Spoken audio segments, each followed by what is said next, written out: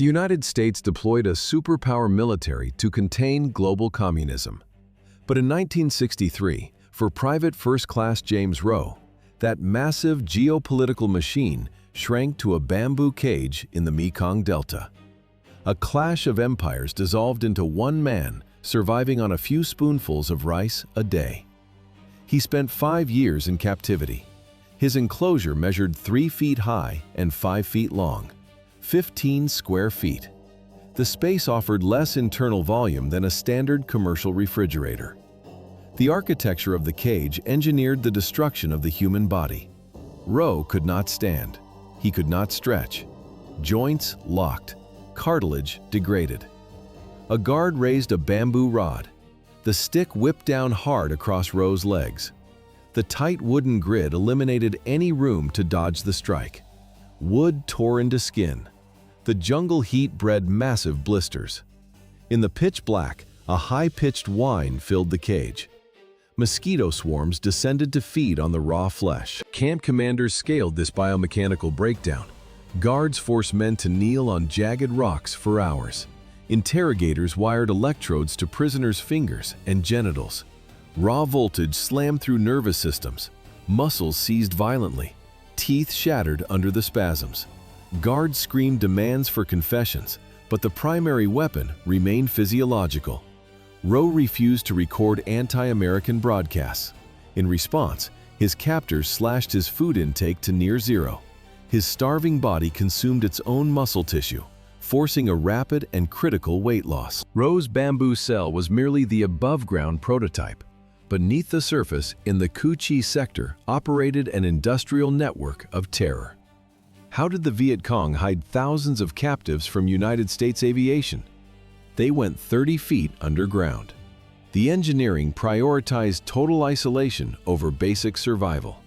The subterranean infrastructure spanned across Cu Chi, Bencat, and Tay Ninh. Hand-dug corridors cut through hard laterite clay. Width exactly 3 feet. Maximum depth 30 feet. 150 miles of subterranean tunnels. At 30 feet deep, the dense earth absorbed the blast waves, making the entire network absolutely invulnerable to heavy surface carpet bombing. The war raged above. The prisoners vanished below. The immersion sequence followed a strict biomechanical protocol. Captors tightly bound the bleeding soldier's wrists with rough cords. They shackled his ankles to neutralize any physical resistance. Guards physically shoved the restrained body down a vertical dirt shaft. The prisoner crashed into a carved earthen holding chamber. The structural dimensions deliberately eliminated human mobility. The captive could not straighten his spine. He could not stand upright.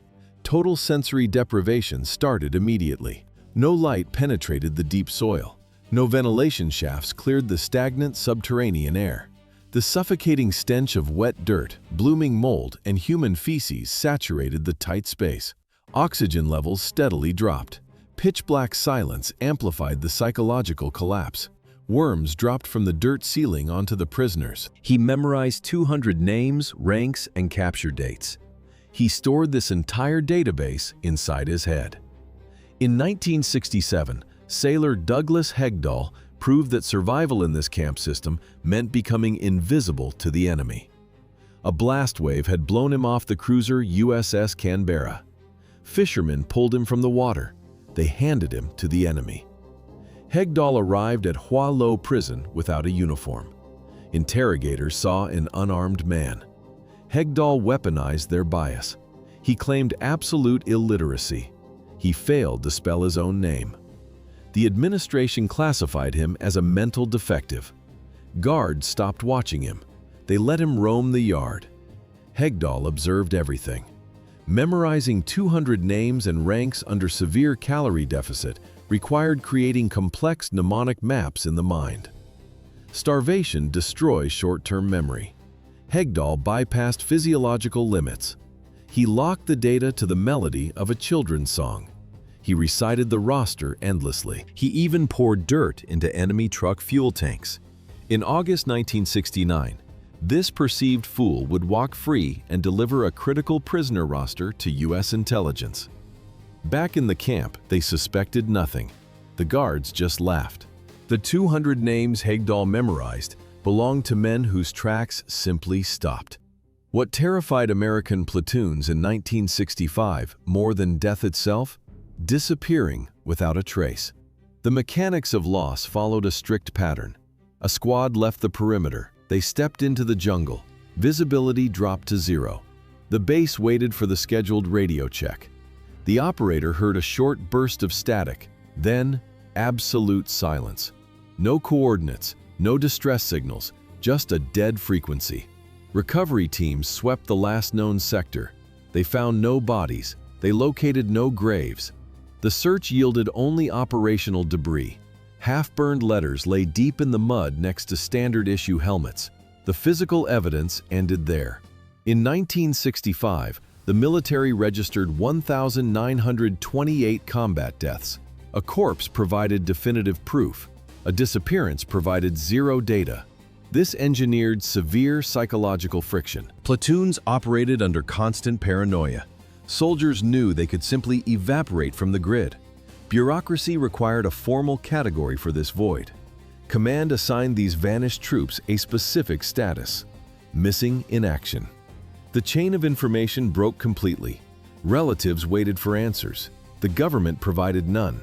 Official letters to families contained only the MIA formulation. Mass vanishings became a mathematical inevitability. In 1965, Washington deployed 180,000 troops to Southeast Asia. By 1966, the ground contingent hit 385,000.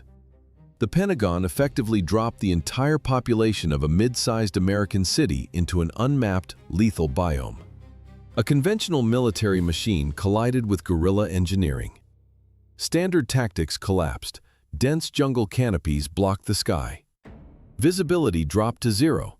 Front lines did not exist. The enemy moved without uniforms. The Vietcong weaponized the dirt itself. Guerrillas rigged hidden tripwires to unexploded American ordnance, turning discarded heavy bombs into invisible ground-level mines. They concealed pits filled with sharpened, contaminated bamboo stakes. One misstep amputated a limb. The terrain acted as an active combatant. Open wounds necrotized in hours. Severe heat stroke neutralized patrols before they even made contact. Command fed this system with fresh conscripts from American suburbs. They stepped off transport helicopters carrying heavy communication radios, but possessing zero jungle survival mechanics. Most fell into a strict demographic bracket of 18 to 20 years. The average age was 19. A sharpened bamboo stake punctured the standard combat boot. Pathogens entered the bloodstream. Severe sepsis developed within 48 hours. For these drafted infantrymen, the conflict instantly ceased to be an abstract political campaign. How did an ideological mission turn into a slaughter? Politicians simply could not imagine the real methods of the Vietcong. The Vietnam War began as a strategic directive. Washington defined the operation as a mission to protect freedom. The primary objective demanded the containment of communism. Political cabinets operated in concepts of geopolitical containment, while field medics measured the conflict in bacterial infections and amputated limbs. Analysts drafted deterrence policies. Planners plotted deployment vectors. But the physical reality invalidated the terminology. The ideological framework failed upon deployment. The Viet Cong bypassed conventional military doctrine entirely. They executed a localized system of continuous biological degradation. These asymmetric methods of physiological cruelty permanently broke the psychology of the survivors. How much time is required to completely erase a human identity? Biomechanics provide an exact answer: 14 days. After 2 weeks in a fetal position inside a bamboo structure, the human spine deforms irreversibly. This represents the absolute limit of human physiology. The physical breakdown followed a strict clinical timeline. The knees press tight against the chest, arterial blood flow drops. The epidermis rubs against rigid bamboo stems. Inflamed skin wears down to the muscle. The friction generates a distinct noise. The wet sound of raw meat scraping against dry wood fills the space. Within a few days, severe visual hallucinations start. Muscles atrophy. The spine stiffens into a solid curve. Modern clinical standards define irreversible psychosis under sensory deprivation as a process requiring extended isolation. But the precise geometry of these cages forced complete neurological collapse in just 2 weeks. The physical space dismantled the mind. The skeletal structure locked into place.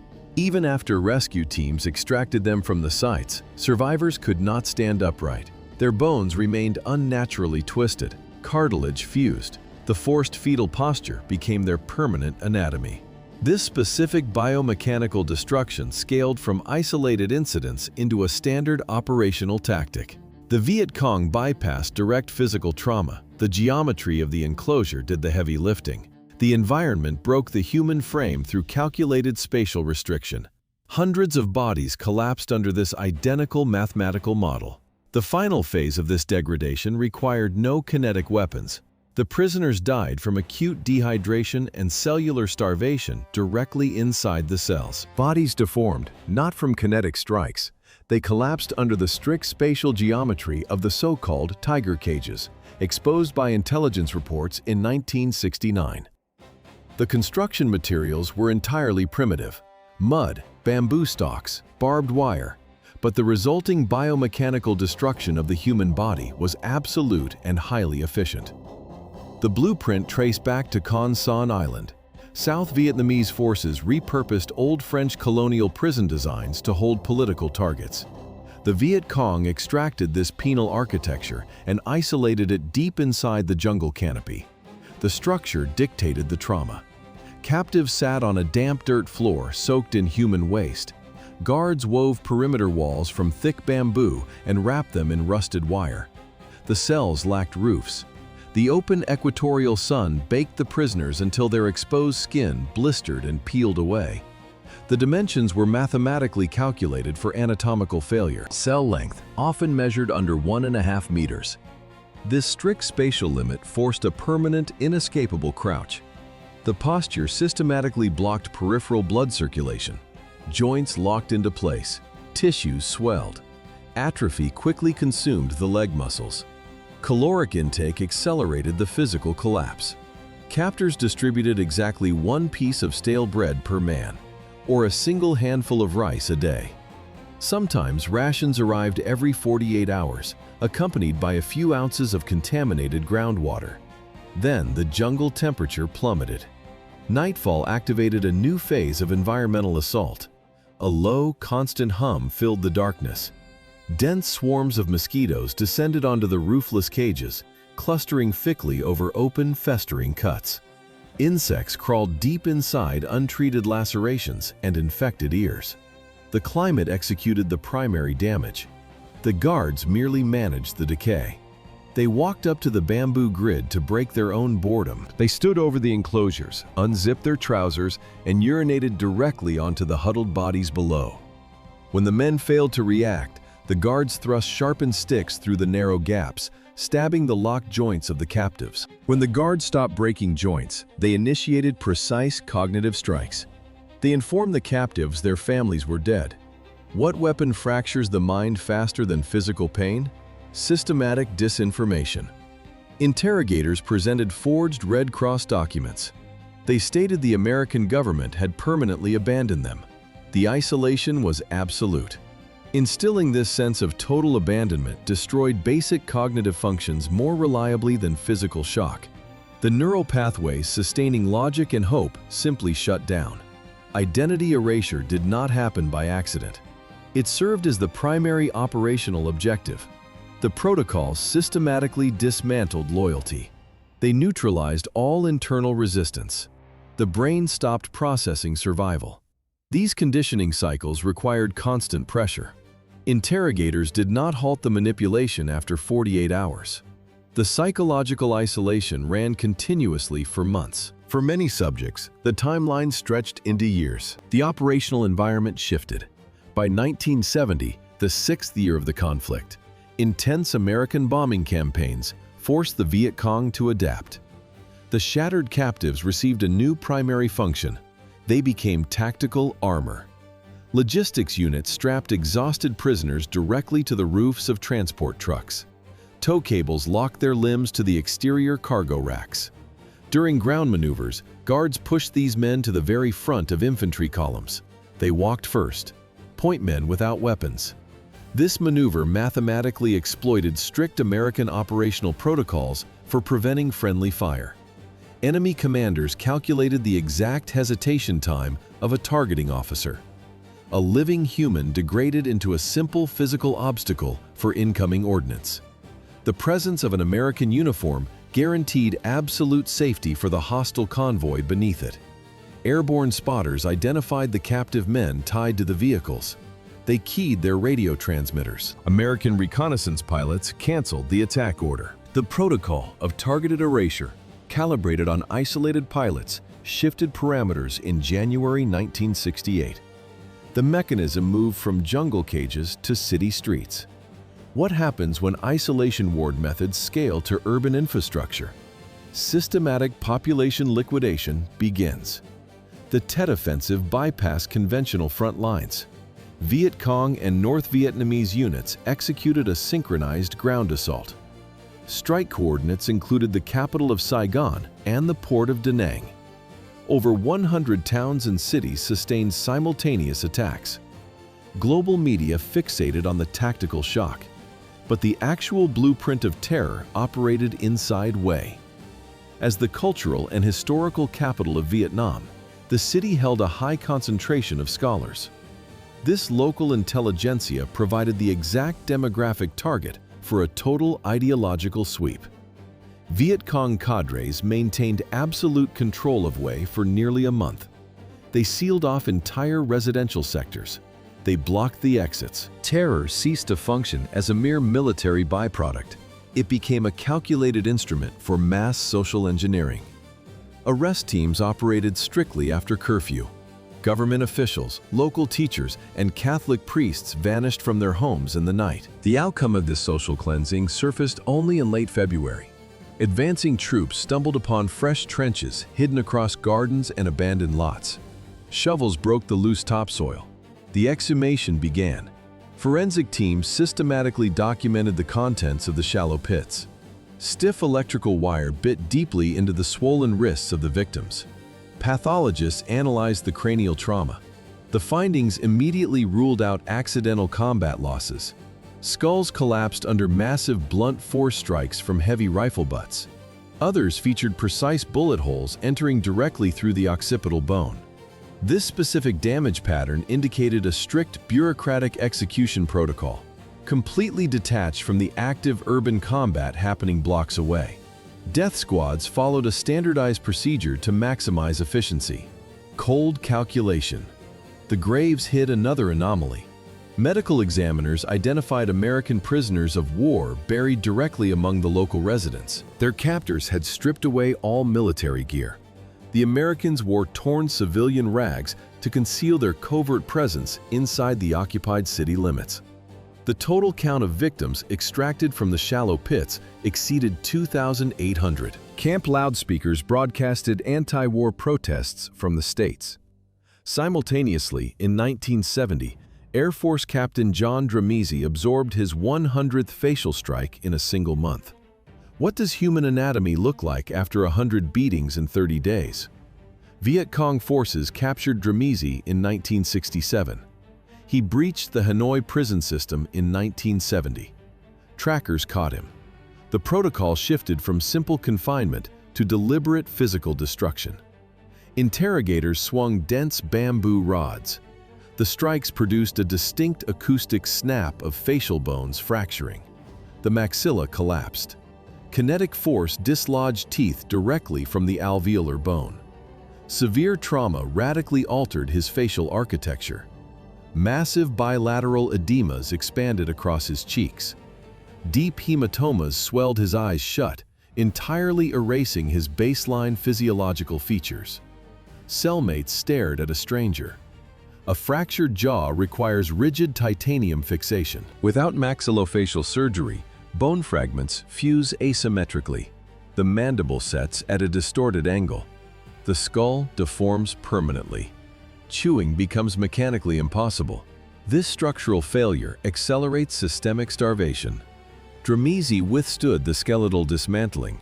For the general prisoner population, camp administration deployed a different mechanism. They bypassed bones and targeted the central nervous system. Guards enforced absolute sleep deprivation. Prolonged isolation degraded cognitive pathways. Physical fatigue systematically disabled psychological resistance. The compound engineered total neurological collapse without firing a single bullet. Interrogators meticulously logged the bone fractures in their daily ledgers. Camp command strictly prohibited any medical intervention. Captain Dramisi survived the Hanoi cells, but in 1971, Sergeant John McKibben calculated the biological odds. A jungle casualty offered better parameters than cage necrosis. He broke out. 5 days in the hostile canopy, he sustained his metabolic rate on insects and collected rainwater. Against all probability, he intersected an American patrol. McKibben was the exception. Trackers hunted down the rest. The Vietcong refused to execute recaptured personnel. They engineered them into localized terror instruments. Guards stripped the escapees naked. They anchored their wrists to the heavy metal frames of bicycles and motorbikes. The drivers accelerated down unpaved tracks. Friction against hardened dirt and jagged rocks systematically erased the epidermis. The dragging shredded human skin straight down to the muscle fascia, leaving extensive trails of cellular debris across the roots. Camp commanders deliberately sustained their vital signs. Medics manually reset shattered femurs and dislocated shoulders. Zero anesthetics, zero antibiotics. They left the exposed flesh to necrotize in the humid air. The rotting bodies of former escapees lay in plain sight. They demonstrated the exact physiological price of defiance to the entire camp. Once the scar tissue hardened enough for a man to bear his own weight, the daily system reset. Guards forced them right back into the standard starvation rotation. When physical trauma failed to break a man, the camp administration recalibrated. They shifted from blunt biological damage to acoustic and cognitive engineering. How do you force a career military officer to betray his country on the air? You dismantle his reality. The mechanics of despair operated on strict protocols. Loudspeakers flooded the compound with English broadcasts. The audio looped a constant narrative stating the United States had abandoned the war. But mass broadcasting served only as the baseline. The administration's primary weapon was targeted data manipulation. Interrogators manufactured forged mail. They utilized real names and exact hometowns. A piece of paper sliding under a door delivered devastating updates. A father's sudden death, a wife's recent remarriage. The guards faked every detail to sever the prisoner's remaining emotional anchors. Clinical isolation combined with fabricated social proof accelerates the onset of depressive psychosis threefold. The human mind simply collapses inward. Once the psychological defense failed, the exploitation phase began. Guards dragged the prisoner to a makeshift audio studio to record propaganda condemning the American government. On the magnetic tape, the pilot's voice sounded perfectly calm. The pronunciation remained clear and measured. Off-camera, a guard stood inches away with a raised wire whip. The system demanded total cooperation. Refusing to read the provided script triggered an automatic nutritional penalty. The daily rice ration dropped to 0 grams. While captives broadcasted forced scripts into microphones, the U.S. Navy attempted to breach this isolation physically. Operation Thunderhead, June 1972. The mission killed Lieutenant Melvin Spence Dry. He became the last Navy SEAL lost in the Vietnam War. The plan relied on covert water insertion. Naval intelligence reported American prisoners moving near the North Vietnamese coast. The SEAL team launched from the USS Grayback, a diesel-electric submarine. Night deployment, 0 visibility. Days later, search units would track Dry's lifeless body drifting in the currents of the Gulf of Tonkin. But the actual collapse unfolded as a rapid sequence of mechanical failures. Operators exited the submarine's dry deck shelter. Severe ocean currents battered the team. Salt water flooded the tactical transport vehicles. Equipment malfunctioned instantly. Secure communication radios failed. The compromised team required immediate air support. A rescue helicopter approached the drop zone. The pilot lost visual reference in the wind shear. The crew misread the altimeter. The helicopter impacted the surface at high velocity. The airframe shattered. Ice-cold seawater flooded the cabin. The heavy roar of the sinking helicopter's blades cut through the dark. The crash ejected Lieutenant Dry from the aircraft. The high-speed impact proved fatal. The mission recovered 0 prisoners.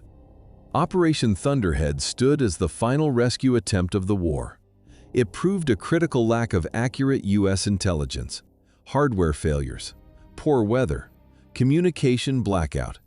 The precise combination of technical errors made human extraction operationally impossible. Rescue crews deployed a winch. They pulled the deceased lieutenant's body from the water. The Navy's operational failure aligned with a massive logistical shift. As U.S. troops withdrew in 1972, the Vietcong initiated the cross-border transfer of living witnesses. The destination was Cambodia, a geopolitical gray zone. The hiding mechanics relied entirely on geography. The dense jungle canopy functioned as a natural shield against aerial reconnaissance. Foliage blocked optical sightlines. Visibility dropped to 0. U.S. helicopters could not approach the sector without alerting the entire region. The physical environment rendered the holding zones completely invisible. The logistics effectively erased human targets from the operational map. Inside the perimeter, the infrastructure lacked basic engineering. No concrete blocks, just mud pits and crude bamboo cages. Guards locked the captives in iron shackles for 24 hours a day, without the ability to lie down. At a primary camp near Karachi, the biological environment became the executioner. Guards secured the men by the ankles and wrists to wooden posts. Swarms of insects crawled continuously over open wounds on the prisoners' wrists, feeding directly beneath the rusted iron cuffs. Sanitation protocols did not exist. A severe dysentery epidemic rapidly spread through the mud-soaked compounds. Medical supplies never arrived. Prisoners fought constant fevers while standing upright. The holding protocol maximized biological decay. When subjects expired, guards buried them in unmarked dirt. Search teams never recovered dog tags. The burial sites yielded 0 confirmed identities. The men who survived the trackless Cambodian jungles instantly became dry data points. In January 1973, diplomats finalized the Paris Peace Accords. The sterile rustle of crisp paper filled the negotiation rooms. A pen stroke terminated the conflict. Officially, Operation Homecoming initiated the extraction. Military transport planes touched down on the tarmac. Hydraulic cargo ramps lowered. 591 men stepped down into the daylight. Their bodies displayed the exact mechanics of prolonged captivity.